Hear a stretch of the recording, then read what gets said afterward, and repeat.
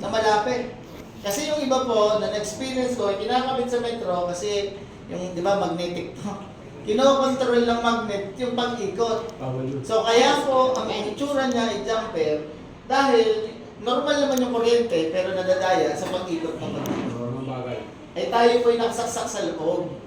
Kaya wala pong pandarayang. Yung kanya, ginesi ka daw. So gano'n lang po siya. Imagine nyo, normal naman, hindi naman nababago yung ano. Nababago yung kuryente. Yung ilaw, hindi na hina, hindi nalakas. Okay? So yung kettle, lalo na yung kettle. Diba? Laki niyan. Oh, 1,600. Oh, yan. 1,560. Lagyan mo nito. Oh, 150. Yan, kumulo na. Ay, hindi pala ito.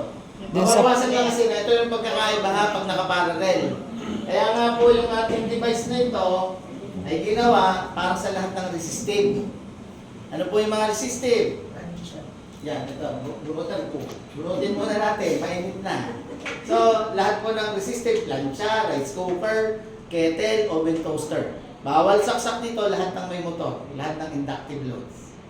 Tingnan nyo.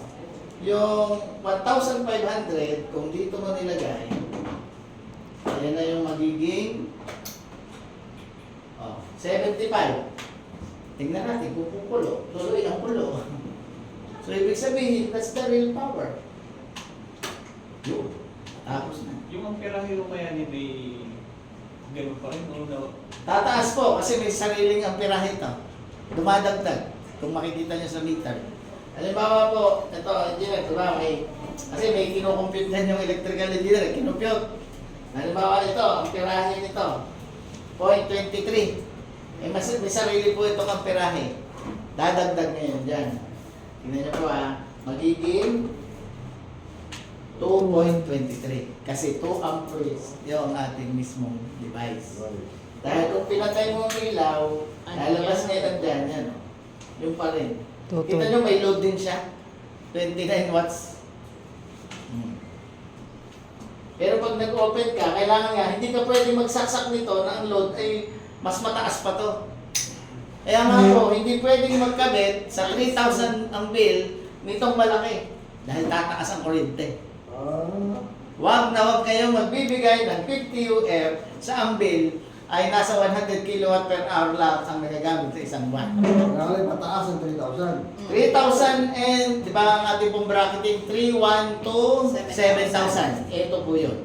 Ayan. Kasi dahil minsan, ang ating konsepto, kasi pag ito ang isinaksak po, mas malaki yung nababawas eh.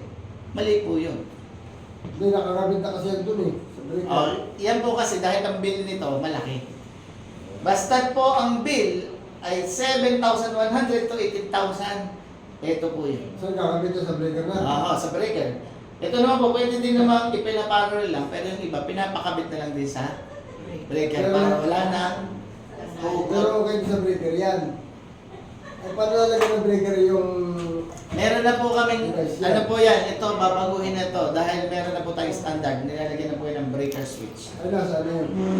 Alin po? Yung breaker yung... Ay, hindi pa nga po ito nababago, kasi Provide pa po. nababago. Babaguhin na rin po siya. Kasi ano yung tablet? Kasi mga